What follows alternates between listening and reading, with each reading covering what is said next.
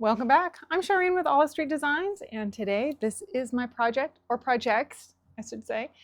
I think I'm going to refinish these as a set. These are interesting pieces. I got them off of Marketplace for $25 for both of them. Steal. This is a steal of a deal. And they're, this is probably pretty typical late 70s, early 80s style furniture, which is now getting to be 40, 50 years old. And they've got some unusual styling. They are dovetailed. This one section of the drawer, everything else is wood. This one section is particle board with plastic. All these really curvy pieces, pretty common that they are plastic, so I wasn't surprised by that necessarily. But a good solid wood top. They've got some really good bones. They're heavy, sturdy. The way that the drawers function is nice. This hardware is a bit unusual and kind of weird. I'm not sure that I'm going to keep them. They don't appear to me to be solid brass or anything super special that I need to keep.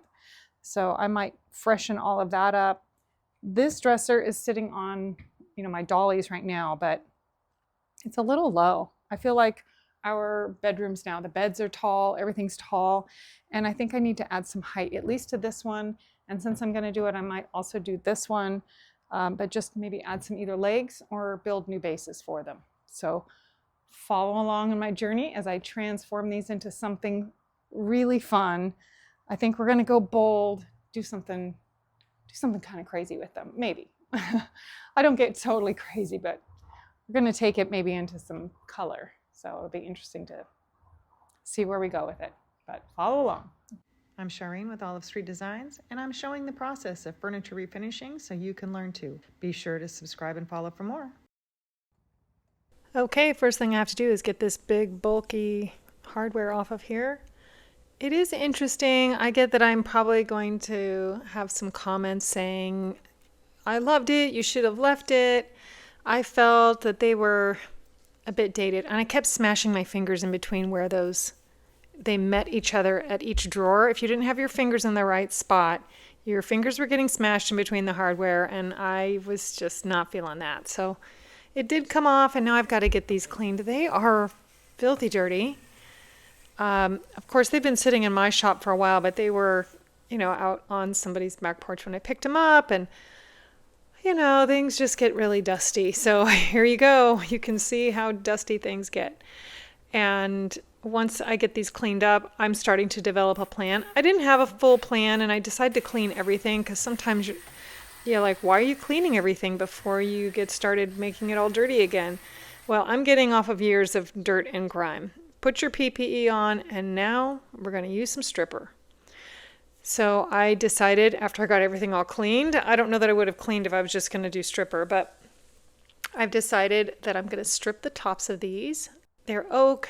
It's a super pretty grain design, and I just really want to showcase it. So I'm getting some stripper on here. This is the full gas version. This is not the eco-friendly version, so do wear your PPE. But it is, I would say, the most effective version. So I do like this stripper. I put it on there, and it doesn't take more than about 10 minutes, if that. You want to just make sure that you don't let it dry out. But into the container that finish goes. I just love it when it just comes right up. Now, sometimes you get stripper on there and you go to scrape it and it doesn't do a whole lot. And sometimes you get lucky where it's taking everything off. And that's just with stripper alone. Pretty much got everything off of there. After that dried up, I was able to go right to sanding. The stripper was really effective, so that made my life so much easier with sanding. Now, you can just run in with a carbide scraper. You can certainly just sand. Those are all options. This is just what I chose on this one, and look at that wood grain. Love it. Time for some designs. I'm trying to figure out what in the world to do. The front board on that I don't love, and I'm trying to figure out what will go with it, because if I build a base, the front of that is weird, and so I was trying different legs. So I'm going to get this down, and you know what? I'm like, this board's just not working. It's coming off. And that's how my mind works. So you think I have a plan, and then no. And what I really found out when I took that off, it was just full particle board. Anyway, So no love lost with that one, and I'm just getting everything cleaned off because now I have to replace it, which sends me off to Lowe's because now I need some lumber to go ahead and rebuild everything. So not only do I need to build bases, but I also have to replace that board because of course it's 4 3/8 and they don't make boards 4 3/8. So I have to get boards big enough that I can rip them down to do that front piece. And then I'm also looking at oak because that's what I'm building my base with. And sometimes when you go, you have to go through a lot of boards to find the ones that are straight and have the right grain. I got lucky and I've got everything. It was $144 to build bases for these two dressers. Lumber is not cheap. All right, time to get out my table saw because as I mentioned, 4 3/8 doesn't exist in the lumber world. So I'm going to have to rip those boards. I have to say the table saw is my least favorite. I just got this new pusher. I'm a little excited about it because I always am struggling with the one that it came with, which I feel is just really inadequate. So I got a new pusher, but I don't know why the table saw bothers me so much. You can look at the look at my face. I'm like, oh please, just go. Just go right. And board done. Woohoo! Got it done. Okay. And okay, so I've got to put some supports in. I did get my board cut. Not only I ripped it, but I also cut it to length and then put something across the center because that's a big span and it's only connected on each end. So I put a board in the middle to help support it, just so that that board doesn't move. And I want it to sit there hard as a rock. So I got it glued. It's got nails in it. And now that board has something good to rest on. I'm going to nail that down as well so I can nail it on the ends and all the way across the center, and that isn't going anywhere. I like things to be sturdy. Okay, I have to cut another board, and this is for the back. Now I'm going to build bases. The plan went from adding legs to building bases, and I'm going to make them, these are really heavy dressers, so I'm going to make this a 4-sided base. Sometimes I do them with 3 sides depending on the dresser. But this one didn't have the section in the back, so I just have to add a board to go across there so that I can have a nice, sturdy 4-sided base. Just getting that all attached. Same thing on the long dresser. I had to cut a notch there for that center support. At one point, that center support had a 5th leg in the middle, and of course, I'm going to be raising this up, so that's obsolete at this point. And I'm going to have to replace a center leg so that it doesn't sag in the center. So I go through the same process, adding all these little supports so I have something to attach it to and just to give it some integrity. All right, everything's all attached and glued. Time for some touch-ups. I've got little nail holes all over the place now. Okay, let's get some measurements for the base. Now, this involves math. And some people are like, I want to build these, but the math. I'm going with big chunky legs, and these babies are 2.5 inches across. So you take your full measurement, subtract 5, and there you go. Did you see that? I don't know why that kicked out and it bruised my hand. I did it the same way that I did everything else, and for some reason the saw grabbed that one and threw it, and whew. It scares me. Anyway, here's the legs. I'm building one obviously for each dresser. Nice big chunky legs, and now it's pocket holes galore. So I have to put pocket holes on each end, down the middle, so that I can attach these all the way around to my dresser. Now, you may think that I have a drill in my hand. I actually have a hammer drill, so I don't think you really can make very good pocket holes without a hammer drill. If you're going to start doing pocket holes, you really need to get a hammer drill. All right, I usually do the ends first because they're smaller, and I have a bar clamp that fits the whole size. So, and then attach the long one down the middle. I was just trying that on. It all fit, so time to build the one for the long dresser. You see I did the ends first, and now I'm adding the long boards, and there we have it. Just testing the size, make sure my measurements were correct. Taking a look at it. Yep, all looks good. So I'm going to get everything sanded and smooth so I can get this finished the same way that I'm going to be doing the tops. Some pre-stain conditioner. Now I'm going to go with oil-based stain, so use an oil-based pre-stain conditioner. This is a hardwood, this is oak, and I don't necessarily feel you have to use a pre-stain conditioner with hardwoods, but I like to. I am loving these gel stains. I have struggled. I will say stain has not always been my friend, and I think it's because I was just using the wrong products. And so this is really starting to become fun for me with the oil-based stains and just learning about them and practicing and just getting better with working with these products. And I'm finding pre-stain conditioner, the right type of stain, wiping it off with the right type of cloth. It's just a process. So I'm excited that it's starting to work for me. I don't dread the stain part anymore. I stained the bases as well, if you saw that, and now I'm just getting things marked because I've decided changing the hardware. I filled in all the holes and got them all sanded down, and I'm marking out where I'm going to put new knobs.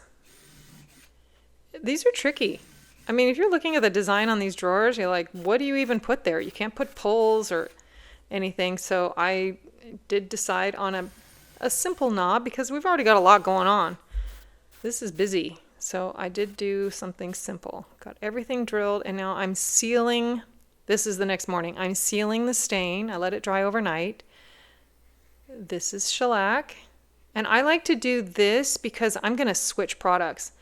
I went from oil-based to water-based. So you can do this, but you need to have a seal coat layer in the middle. So I did my oil-based products, I sealed it with shellac, let that dry really well, gave it a real light sanding, and now I'm going in with my water-based top coat. You could use something oil-based. This is just what I'm comfortable with. I have tinted my top coat a little bit more with some oak stain, water-based stain, and now I'm sanding in between coats. I will do this multiple times. I'm gonna do 5 to 6 coats of top coat. Whenever I'm doing a stained top, I use lots of top coat. I want this to be not only pretty, but super durable.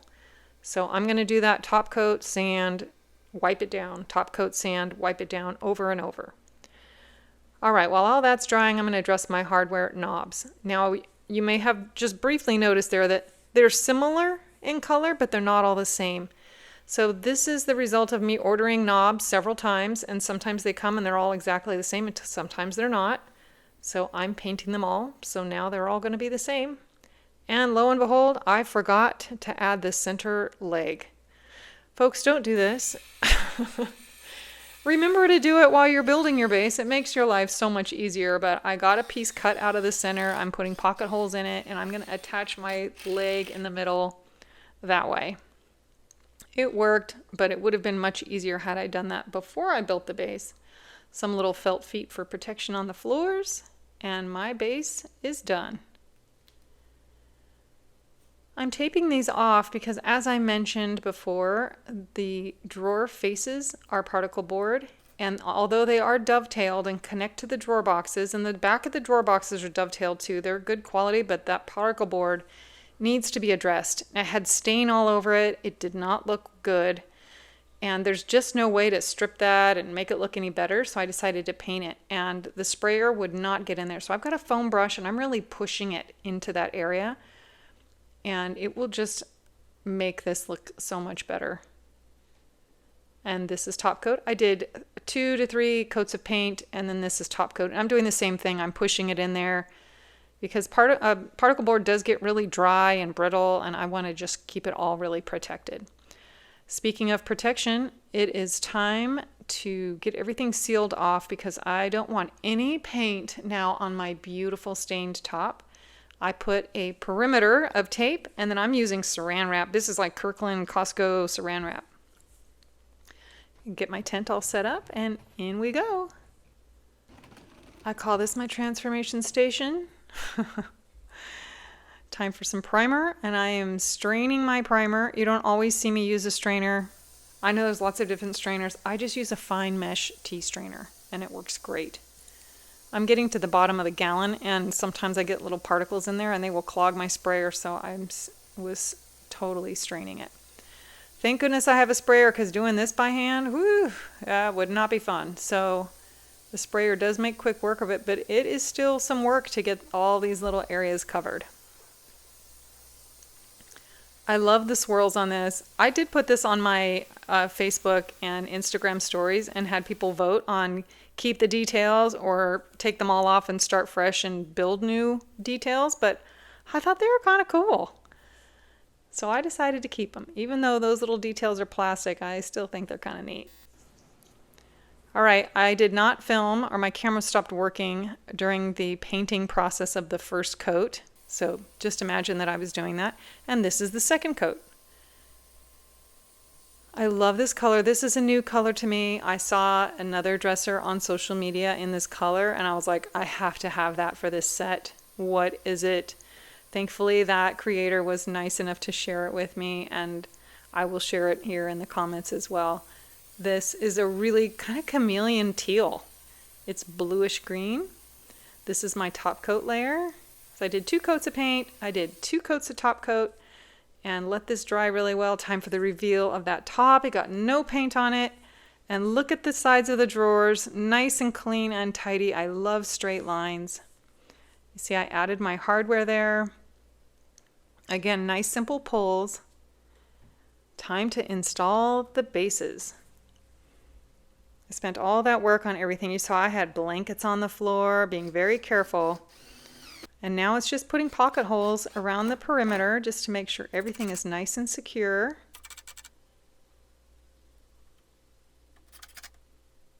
Same thing with the tall dresser. I just love this chunky base. I know sometimes we put them up on these tiny little spindly legs, but I love big chunky feet. Okay, some pretty drawer liners. I cut everything to size first. I'm one to measure first and then do it rather than put it in the drawer and cut it after with an X-Acto knife, because my edges look horrible that way. This way, they're nice and straight. A putty knife just to smooth everything out, and the drawers are done. And I had to do so many more. There were 9 in the dresser and 5 in the 14 drawers total. So this took a while. It was a drawer lining marathon. But let's take a look back at where we started. This tall dresser, that big chunky hardware, and just the dated, and here it is. Isn't this beautiful? I just love the color of the stain with this paint. I think they complement each other so well. It was the perfect pairing. And now this set is just all ready for a whole new life. A beautiful color. I hope you've enjoyed this makeover as much as I enjoyed doing it. And if you like these kind of makeovers, be sure to follow me for more. There's so much more to come. I really enjoy saving vintage furniture.